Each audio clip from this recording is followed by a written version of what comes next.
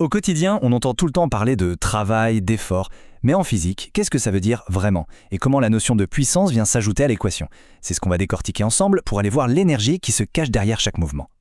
Alors voilà le programme. On va commencer par la base, définir ce qu'est le travail en physique. Ensuite, on verra comment le calculer et on découvrira qu'il en existe plusieurs types. Après ça, on passera à la puissance, son calcul, et on terminera avec un petit résumé pour que tout soit bien clair. C'est parti, on y va étape par étape. Première grande étape, qu'est-ce que le travail? On va voir que le mot qu'on utilise tous les jours pour parler d'un job ou d'un effort, il n'a pas tout à fait le même sens dans le monde de la physique. Posons-nous une question simple. Est-ce que passer des heures à réfléchir à un problème difficile, c'est du travail?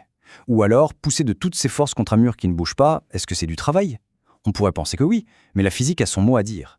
Et la réponse est assez surprenante. Dans la vie de tous les jours, le travail, c'est l'effort, la fatigue. Mais en physique, la définition est beaucoup plus stricte. Pour qu'on puisse parler de travail, il faut absolument deux choses. Une force appliquée et surtout un déplacement. Cette force, justement, elle peut avoir plein d'effets différents. Elle peut lancer un mouvement, comme quand on pose une voiture. Elle peut faire tourner quelque chose, déformer un objet ou encore ralentir un mobile. Chacune de ces actions est la manifestation d'une force. Et c'est cette force qui est la clé de tout. Alors, revenons à notre mur. On peut pousser de toutes ses forces, être en sueur, complètement épuisé, mais si le mur ne bouge pas d'un millimètre, en physique, devinez quoi?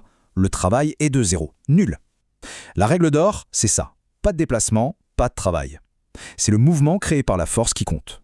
Bon, maintenant que le concept est bien en place, il est temps de mesurer. Comment on met un chiffre sur cet effort? La physique, heureusement, nous donne une formule pour ça. La formule du travail est assez logique en fait. On prend la force appliquée, F, et on la multiplie par la distance du déplacement, AB. Mais il y a ce troisième élément un peu bizarre, le cosinus de l'angle alpha. Pourquoi? Parce que seule la partie de la force qui agit vraiment dans le sens du mouvement compte. Imaginez tirer une valise à roulettes. On tire la poignée un peu en biais vers le haut, une partie de la force sert à avancer, l'autre à soulever un peu. Seul ce qui fait avancer travaille. Et l'unité pour mesurer tout ça, c'est le joule. C'est très simple.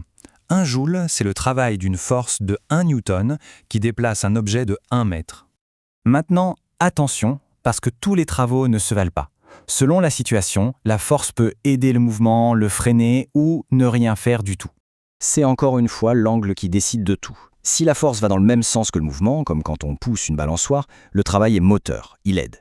Si la force s'oppose au mouvement, comme les frottements qui ralentissent un objet, le travail est résistant.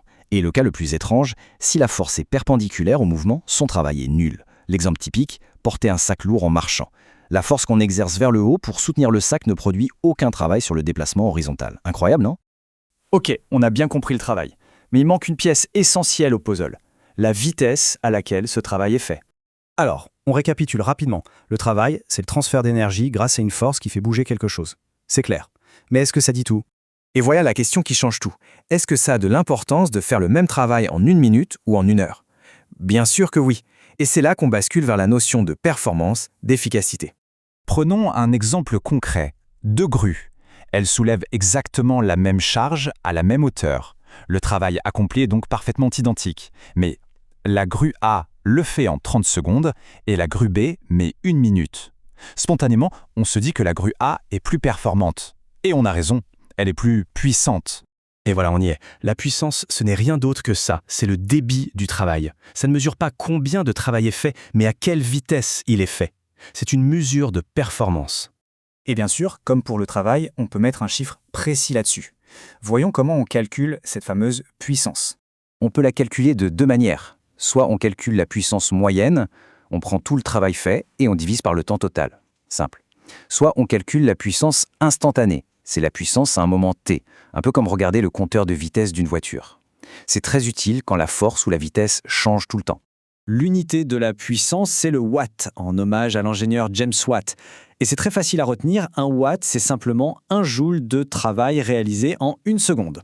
Allez, pour finir en beauté, on met tout à plat. Un dernier face-à-face pour que les idées soient bien claires. Travail contre puissance. Ce tableau, c'est un peu le résumé parfait. Le travail, c'est la quantité d'énergie. La question qu'on se pose, c'est combien? La puissance, c'est le rythme. La question, c'est à quelle vitesse? L'un est la tâche à accomplir, l'autre est la rapidité d'exécution. Et ça nous laisse avec une petite réflexion pour la route. La prochaine fois qu'on monte un escalier, le travail est le même, qu'on le fasse en marchant ou en courant. Mais la puissance, elle, est radicalement différente. Alors qu'est-ce qui est le plus important? l'effort total ou la rapidité avec laquelle on le fournit? La réponse change un peu notre vision des choses.